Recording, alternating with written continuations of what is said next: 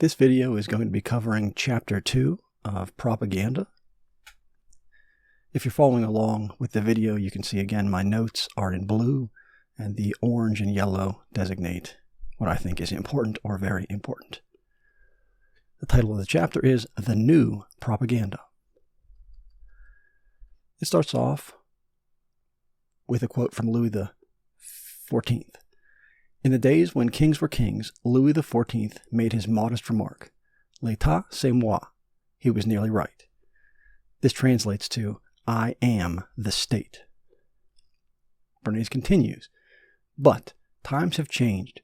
The steam engine, the multiple press, and the public school, that trio of the Industrial Revolution, have taken the power away from kings and given it to the people. The people actually gained power from which the king lost.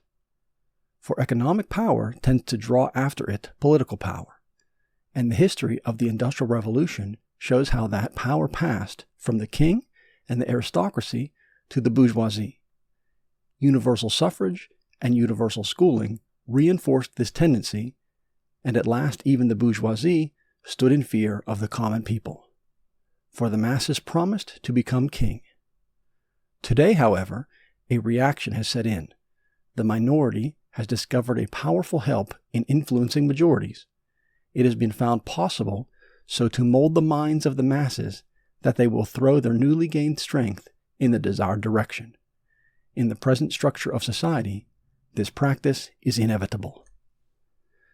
And here we can see a few things where he talks about the Industrial Revolution taking power from the kings and giving it to the people, which pretty much runs completely counter to the whole book. You can even see how he says the reaction has set in, and this minority, the previous kings and aristocrats and bourgeoisie, has gained the tool, propaganda, to influence people and again mold the minds of the masses. Now, interestingly enough here, we might come back to this in a minute, that he talks about the steam engine, the multiple press, and public school. Public school we'll see is important in a second. And again, he makes the claim this practice is inevitable, the practice of propagandizing people. Again, there will be no justification to this throughout the whole book. He just makes the claim over and over again.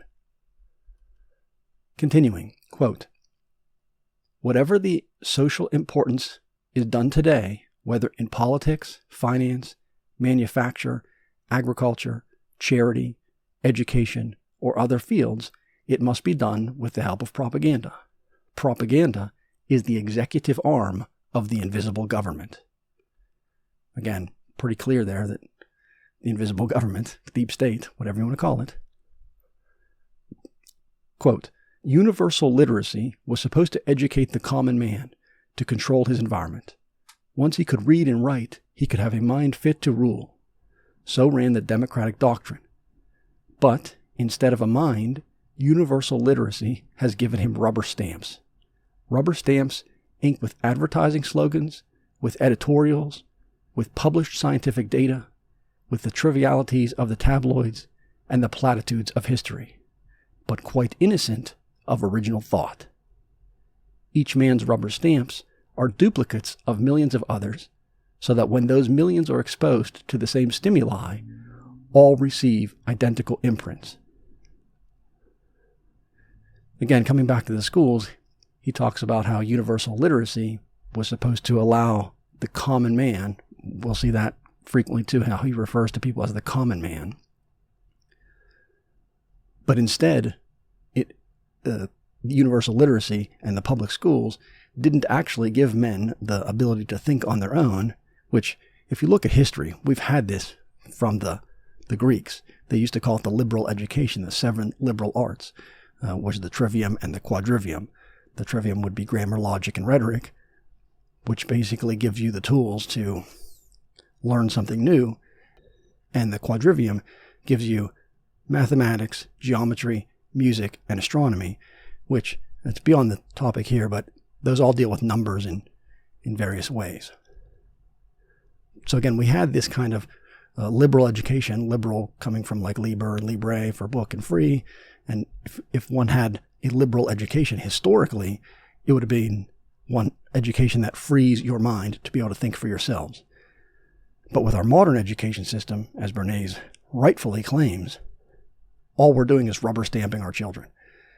And they are quite innocent of original thought. Again, we see this today taken, into a further extreme. I'm sure it can even get worse. And we see examples of satire in things like Idiocracy. Now, he also talks about exposing people to the same stimuli. It's, again, very interesting, the words he chooses. Stimuli makes it sound very experimental, like the masses are some kind of a petri dish that they are poking and prodding to dance this way or that.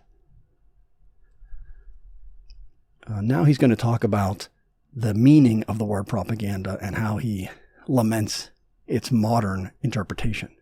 Quote, "I am aware that the word propaganda carries to many minds an unpleasant connotation.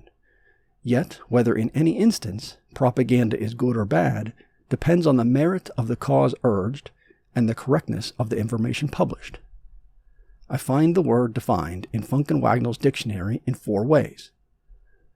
A society of cardinals that oversees a foreign mission, also the College of Propaganda at Rome, founded by Pope Urban VIII, in 1627 for the education of missionary priests, hence any institution or scheme for propagating a doctrine or system.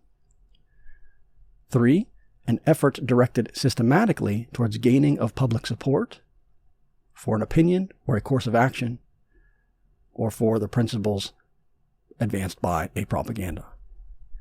He then backs up his position on the meaning of propaganda being contorted with a passage from Scientific American. He says that Scientific American, in a recent issue, pleads for the restoration to respectable usage of that, quote, "fine old word, propaganda." Now this comes from Scientific American. "There is no word in the English language whose meaning has been so sadly distorted as the word propaganda." Now Bernays injects here that the change took place mainly during the late war, World War I, where the term took on a decidedly sinister complexion.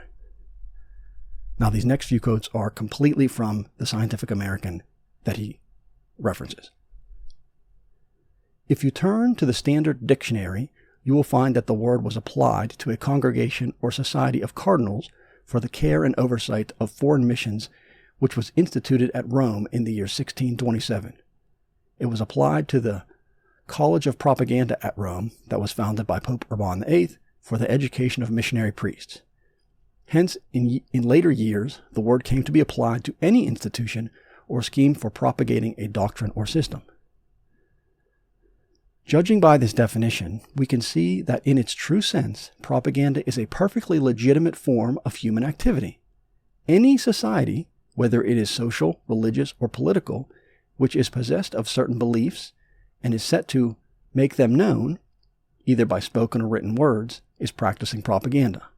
Truth is mighty and must prevail, and if any body of men believe that they have discovered a valuable truth, it is not merely their privilege, but their duty to disseminate that truth. If they realize, as they quickly must, that this spreading of truth can only be done upon a large scale, effectively by organized effort, they will make use of the press and the platform as best means to give it wide circulation. Propaganda becomes vicious and reprehensive only when its authors consciously and deliberately disseminate what they know to be lies, or when the aim at effects they know to be prejudicial to the common good. Propaganda, in its proper meaning, is a perfectly wholesome word of honest parentage and with an honorable history. The fact that it should today be carrying a sinister meaning merely shows how much of a child remains in the average adult. A group of citizens writes and talks in favor of a certain course of action in some debatable question, believing that it is promoting the best interest of the community. Propaganda? Not a bit of it. Just a plain, forceful statement of truth. But let another group of citizens express opposing views, and they are promptly labeled with the sinister name of propaganda. What is sauce for the goose is sauce for the gander, says a wise old proverb. Let us make haste to put this fine old word back where it belongs and restore its dignified significance for the use of our children and our children's children. Now, there's a lot, I think, to unpack here. First, it talks about if you believe something to be a truth and a valuable truth, which right from the word go, is subjective. Like your beliefs are not particularly relevant. And then what you think is a valuable truth and what someone else might think is a valuable truth is also subjective. And then they say that this spreading of truth can only be done in a large scale by an organized effort. We know this is not going to be true because how many rumors spread today? What's that old saying? A rumor has gone around the world before the truth is even put on its coat and hat, something like that.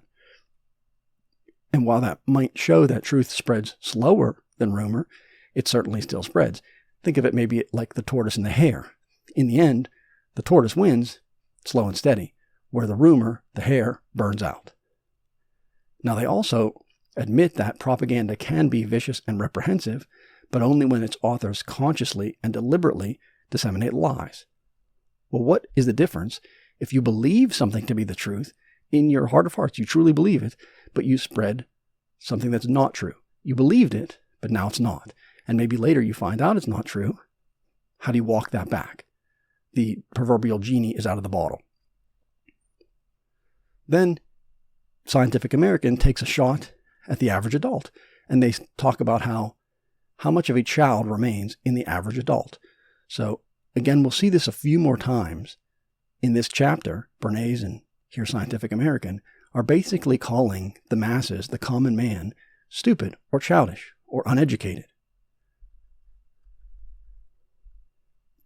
And finally, we can see that Scientific American, 100 years ago, I would say carrying water for the establishment in this case, but what is even more amusing is how they literally use the for the children argument. We need to restore this word to its dignified significance for the use of our children and our children's children. Anytime someone makes an argument that says we need to do this for the children, you need to be very cautious. That's a tried and true pathos argument. It's very much an appeal to emotion. Now, back to Bernays' comments. The extent to which propaganda shapes the progress of affairs about us may surprise even well-informed persons. Nevertheless, it is only necessary to look under the surface of the newspaper for a hint as to propaganda's authority over public opinion. Page 1 of the New York Times on the day these paragraphs are written contain 8 important articles and news stories. 4 of them, or 1/2, are propaganda. The casual reader accepts them as accounts of spontaneous happenings. But are they? Here are the headlines which announce them. The headlines are: 12 nations warn China real reform must come before they give relief. Pritchett reports Zionism will fail. Realty men demand a transit inquiry. And our living standard highest in history, says the Hoover Report. And again, we see here that even well-informed persons would be surprised at how much propaganda there is. Again, this is a sort of implied jab at the less informed persons would know even less. And how the propaganda's authority over public opinion comes from the newspapers. In this case, the newspaper in question is the New York Times. And again, just consider for a moment, if this was going on 100 years ago, 50% of the front page of the New York Times, by Bernays' admission, is propaganda. How much do you think is propaganda today? Bernays continues. Take them, the articles, in order. The article on China explains the joint report of the Commission on Extraterritoriality in China, presenting an exposition of the power's stand in the Chinese muddle. What it says is less important than what it is. It was made public by the State Department today with the purpose of presenting to the American public a picture of the State Department's position. Its source gives it authority, and the American public tends to accept and support the State Department views. Again, this is I believe it's called an ad vercunum fallacy, which is an appeal to authority. It's not that the article is true, which they were literally just saying the truth should prevail. Now they're saying what the article says isn't important. It's actually the source, the State Department in this case, that's the important part. The next article, the report of Dr. Pritchett, a trustee of the Carnegie Foundation for International Peace, is an attempt to find the facts about this Jewish colony in the midst of a restless Arab world. When Dr. Pritchett's survey convinced him that in the long run, Zionism would bring more bitterness and more unhappiness both to the Jew and for the Arab, this point of view was broadcast with all the authority of the Carnegie Foundation so that the public would hear and believe. The statement by the President and the Real Estate Board of New York and Secretary Hoover's report are similar attempts to influence public towards an opinion. And again, we see here, you can use the same logic that I just applied to the New York Times and the State Department to, well, in this case, it's still the New York Times, but the Carnegie Foundation has replaced the State Department. It's interesting, I think, now, in light of current events, how, again, here we go, roughly 100 years ago, they're talking about Zionism and the unhappiness that the Jew and the Arab alike would be facing. Again, given the current Israel, Palestine, Hamas debacle. At least 100 years ago, they used words like Zionism, and people might have actually understood that Zionism was not representative of Judaism, and certainly not of the common Israeli people. Now, these examples are not given to create the impression that there is anything sinister about propaganda. They are set down rather to illustrate how conscious direction is given to the events, and how the men behind these events influence public opinion. As such, they are examples of modern propaganda. Now, my comments here are just going to be reiterated. You can say that they're not sinister, and maybe the people making these statements, maybe they truly believe that their take is accurate and not sinister. Maybe they have the best intentions at heart. But now, what I wonder is, while certainly you can't publish the whole of these surveys or every detail about the stories, you should at least give some airtime to both sides. Then the interested parties could look deeper into the actual source material. Again, this would be much easier today with access to the internet, but 100 years ago, it would have been far more difficult, even if you gave somebody, you pointed them towards the source material, where can they find it? A library at best? And of course, not everyone would look into every issue, but let's say I care about this State Department China issue. Maybe I can dig deeper into that. And maybe my neighbor, maybe he's Jewish, and he wants to look closer into this Zionism issue. And then we can come together on the porch at the end of the day, and we can both share what we found on our fact-finding expeditions, like what journalists maybe should do.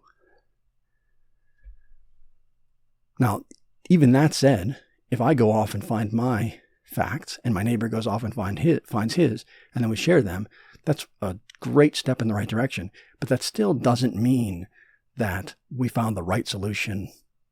So it's merely better than what we have now, not a total solution. Bernays continues, at this point, we may attempt to define propaganda. Modern propaganda is a consistent, enduring effort to create or shape events to influence the relations of the public to an enterprise, idea, or a group. Again, my comments point out that in only a few paragraphs earlier, Bernays and Scientific American were saying, quote, truth is mighty and must prevail. I guess creating or shaping this truth should be defined as whatever the authors want, whatever the authors perceive, whatever the authorities say. They're literally talking out of both sides of their mouth. They'll talk about truth in 1 second, and they'll turn around and talk about shaping the public's mind in the next paragraph, like literally a few paragraphs later. Bernays continues, the important thing is that propaganda is universal and continuous, and its sum total of its regimenting the public mind every bit as much as an army regiments the bodies of soldiers. So vast are the numbers of minds which can be regimented, and so tenacious are they when regimented, that a group at times, offers an irresistible pressure before which legislators, editors, and teachers are helpless. Again, here he is talking out of both sides of his mouth. He's saying that the public, once their minds have been regimented, can be sort of organized to pressure the legislators, etc. But where did they get these opinions? From not the real legislators, but these invisible governors, the executive branch of the invisible government. So is he making the argument, I guess, that at the top of the pyramid are the propagandist and the invisible government, then the next step is the common man, and then finally the legislators, editors, and teachers are helpless? He literally says they're helpless? I would say that the legislators, editors, and teachers are the water carriers for this invisible government. They're the ones that deliver these messages.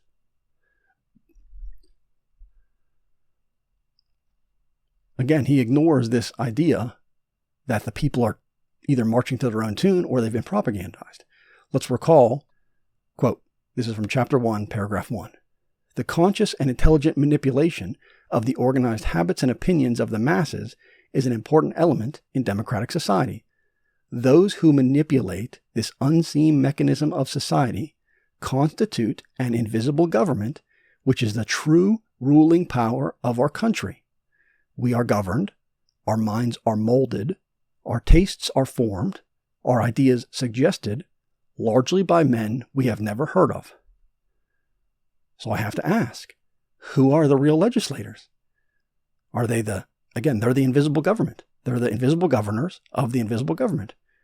And like I said, he talks out of both sides of his mouth. Typical propaganda. This is a perfect, I think, example of propaganda.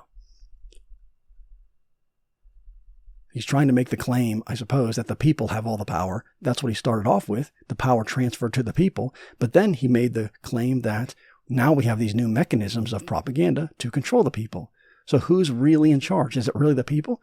It's like telling the horse, who's bound and plowing the fields, that the horse is really in charge. Meanwhile, the guy riding the horse with the whip, making the horse go wherever it wants, the carrot and the stick, controlling the horse, who's really driving? Is it the horse or is it the rider?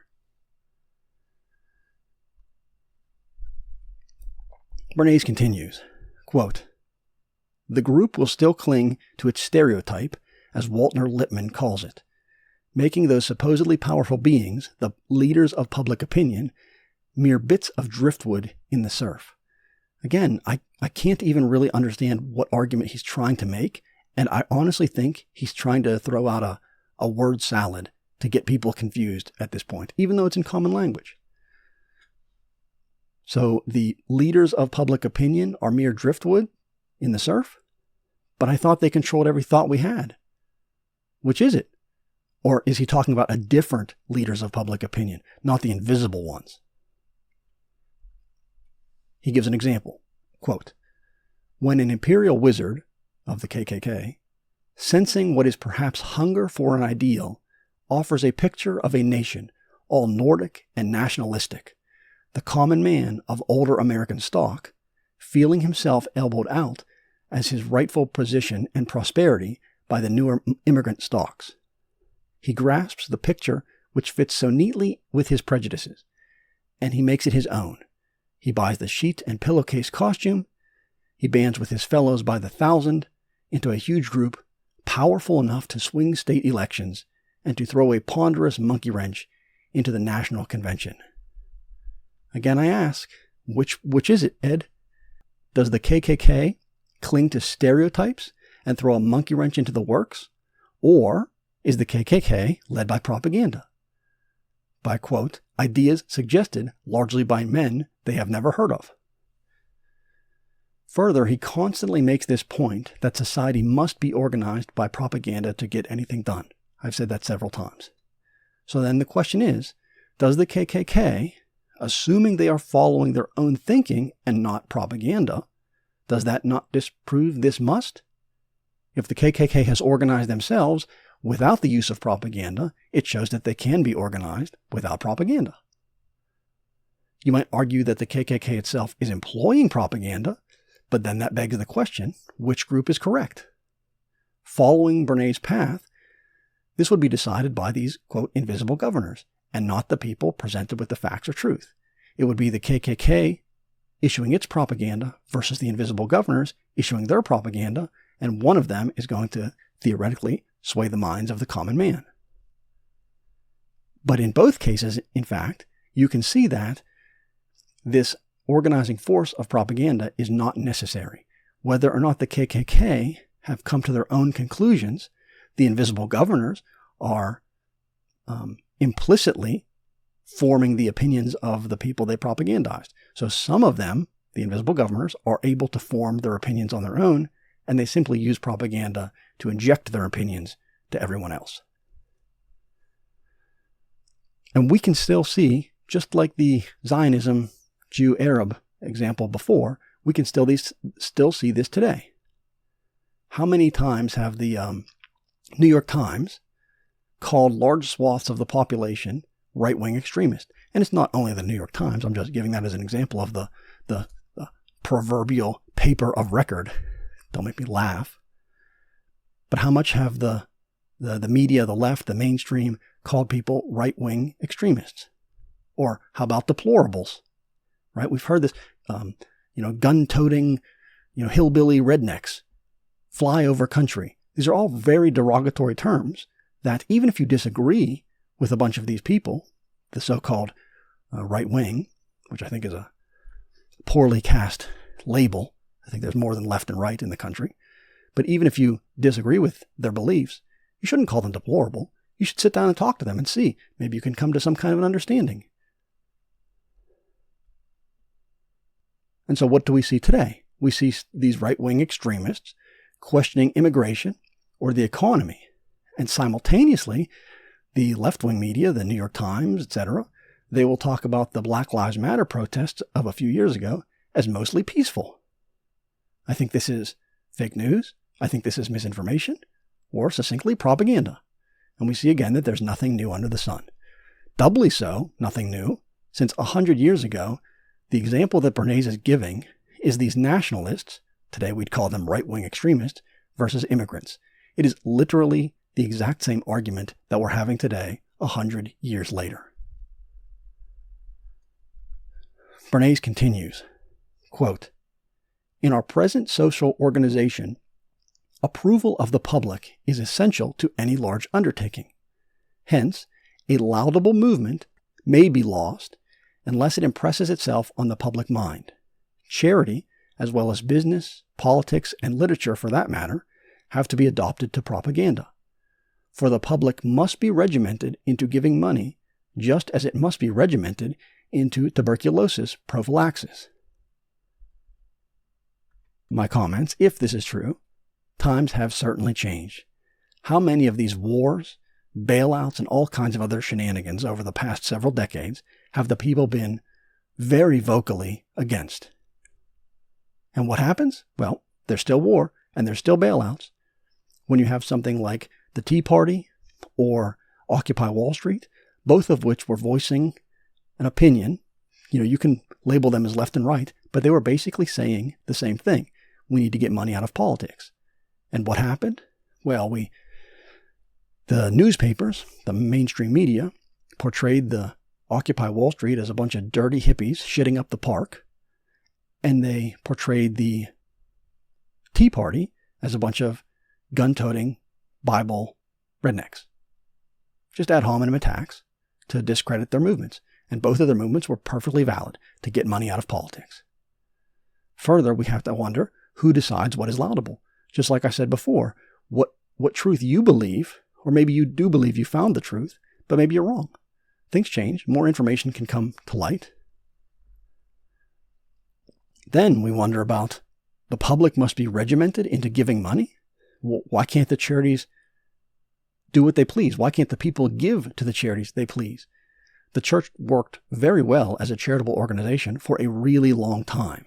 Although I will agree that today, maybe not so much, but there seems to be no real reason why a local community couldn't organize around a church or similar organization, a similar charitable organization, to direct their money into their community where best they see fit.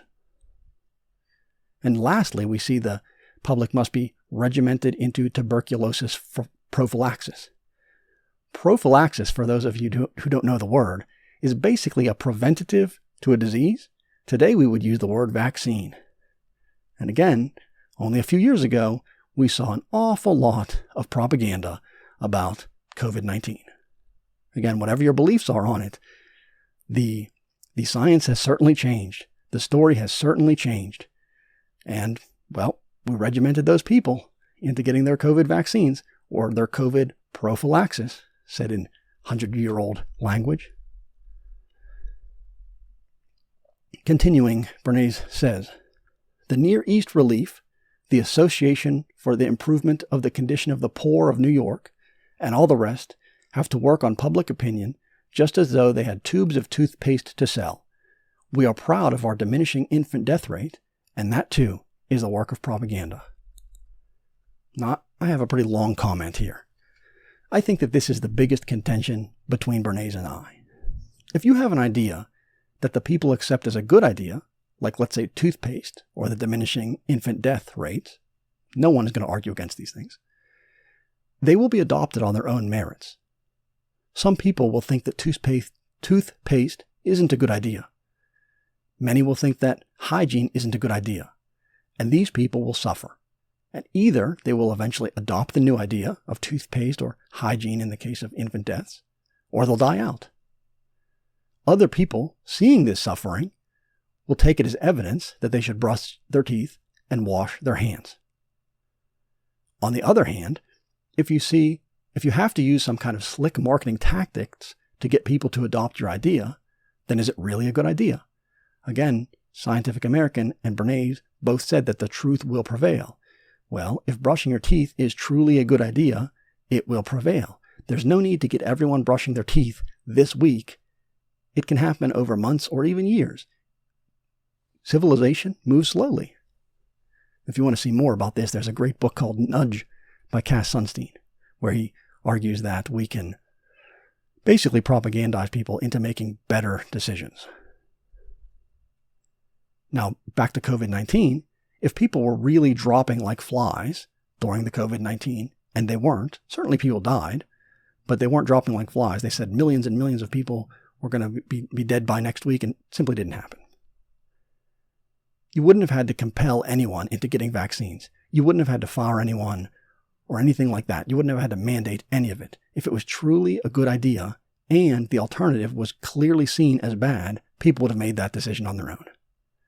And any arguments like, it would have been worse, they're completely moot, because I can just as easily say it would have been better if no vaccines were taken. Neither of these arguments is legitimate, because no one can know what would have happened in the other fantasy timeline.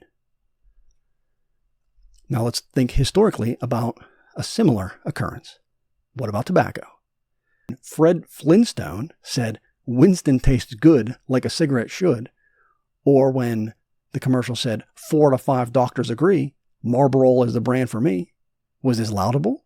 I mean, if 4 to 5 doctors agree, it must be good, right? If Fred Flintstone smokes cigarettes, they must be good, right? And so what happened? It took some time, but the truth eventually caught up, right? The tortoise overtook the hare.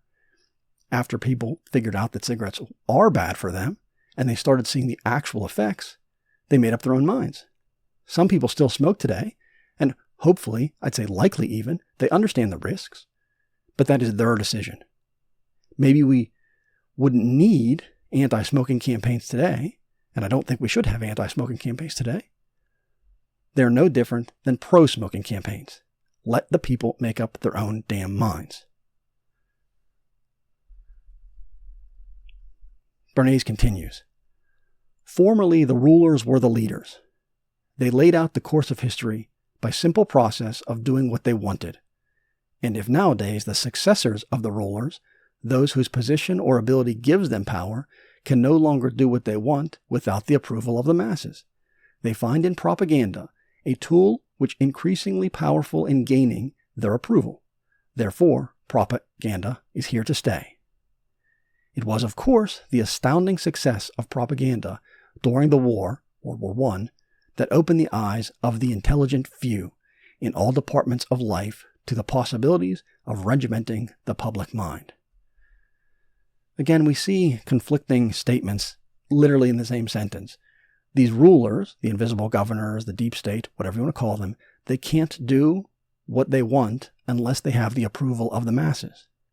But through propaganda, they manufacture the positions of the masses to give approval. So it's a very circular argument.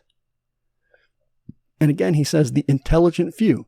He never outright says, at least he hasn't yet, said that the common people are stupid, but boy, he really implies it, right? If he's talking about the intelligent few, would that be the opposite of that, the unintelligent many?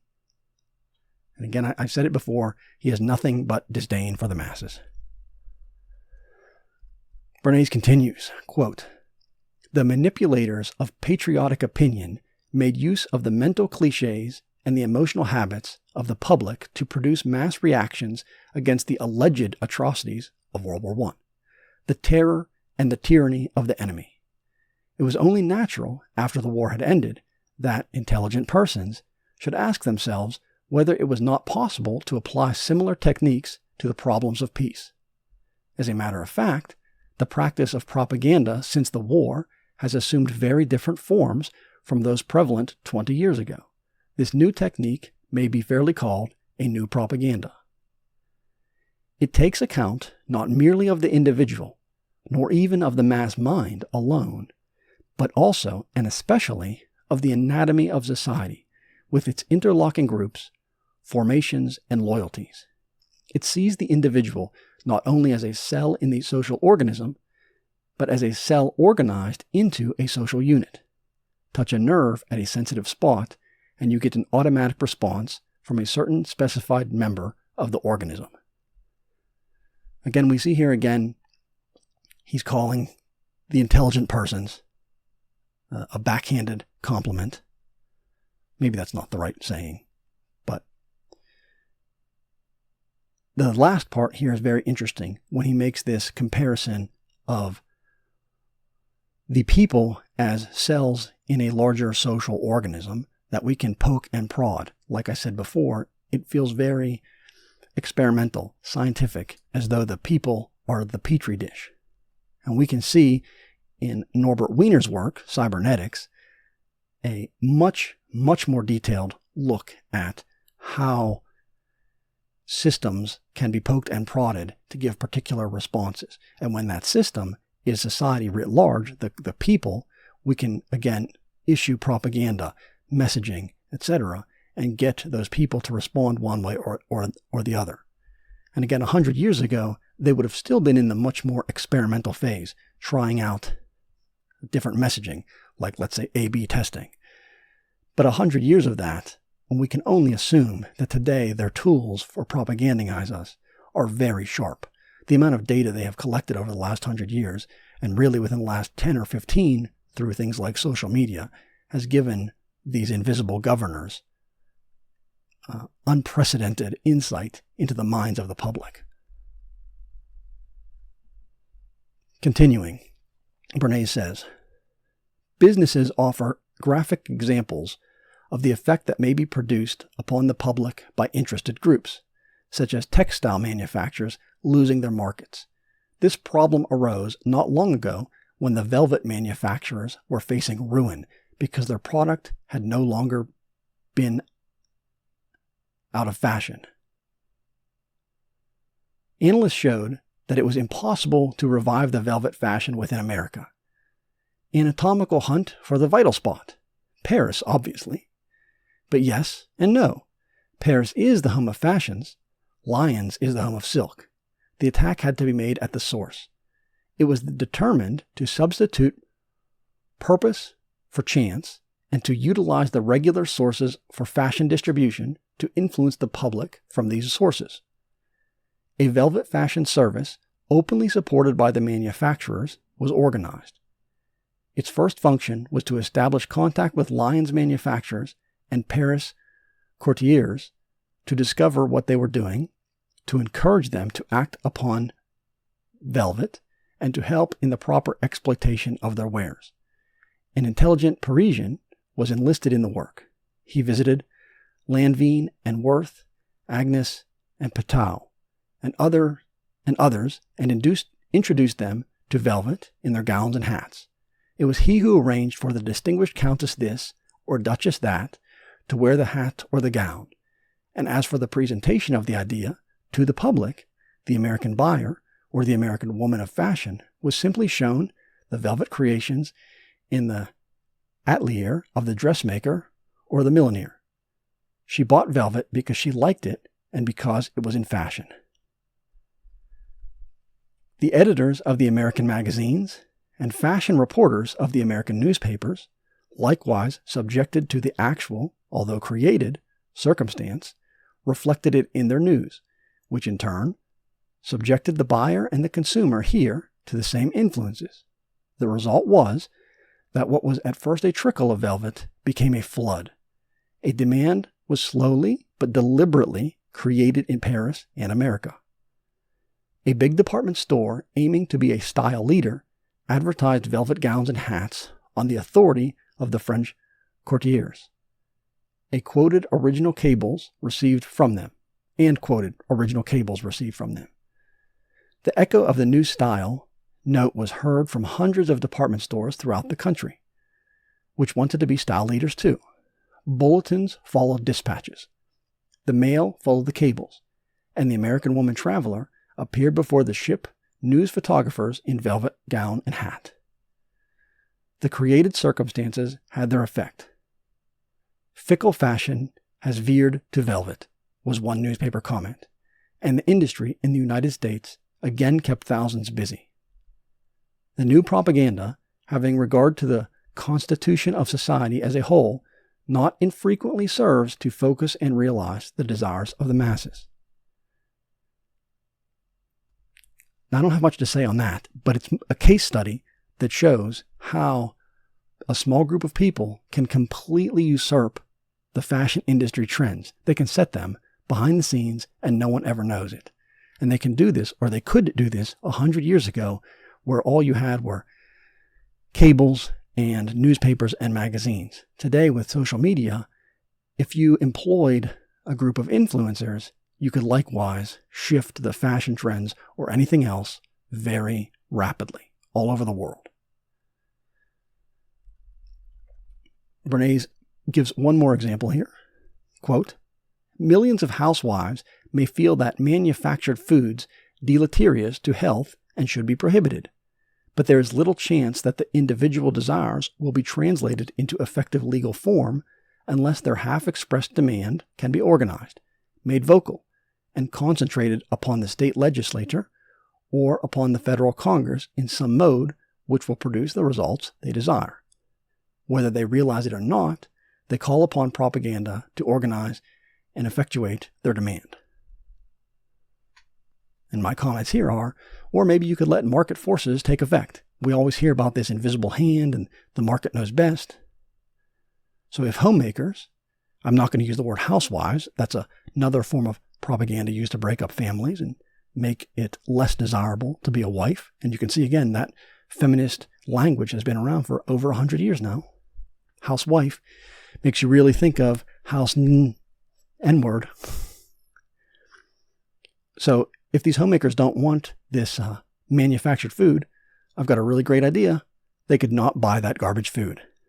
Then, if the garbage food manufacturers lose sales, they go out of business. Or maybe there is a small niche of people that wants to eat the garbage food, however unhealthy. Let them. This is perfectly what the market should dictate. If you have a product and some people want to buy it, let them buy it. If other people don't want to buy it, don't buy it. You don't have to put legislation into effect. I think a few years ago they did something like that in New York City. They put a tax on sugary drinks. This is ridiculous. If you can't control yourself, well then you're going to get fat. But anyone should be allowed to drink a sugary drink. I don't drink sugary drinks. I think it's a bad idea. But if you want to, go for it. It's your life. It's your body, right? What happened to my body, my choice? Bernays finishes the chapter. Quote, "But clearly it is the intelligent minorities which need to make use of propaganda continuously and systematically. In the act of proselytizing minorities in whom selfish interests and public interests coincide lie the progress and development of America. Only through the active energy of the intelligent few can the public at large become aware of and act upon new ideas. Small groups of persons can, and do, make the rest of us think what they please about a given subject. But there are usually proponents and opponents to every propaganda, both of whom are equally eager to convince the majority. Again, he minces no words at the very end, talking about how the intelligent few can manipulate the public writ large, and that there are competing factions, pro or con, any piece of, let's say, legislation, idea, etc. They really do see the people of the United States or any other country as sort of a chessboard, pieces on a board game board to be moved around to their advantage. It's quite disgusting, if you ask me. Well, that concludes Chapter 2. If you're looking for the show notes here, you can find links below if you're watching it on YouTube or whatever else. If you're listening to it somewhere and you don't see any links, you can go to my website, howtoeatanelephant.xyz, and there's a propaganda tab that gives links to this and all the other show notes and videos. If you really enjoyed this, there's a donate button at howtoeatanelephant.xyz, and I would greatly appreciate any donations. Thank you for your time and attention. Have a good night.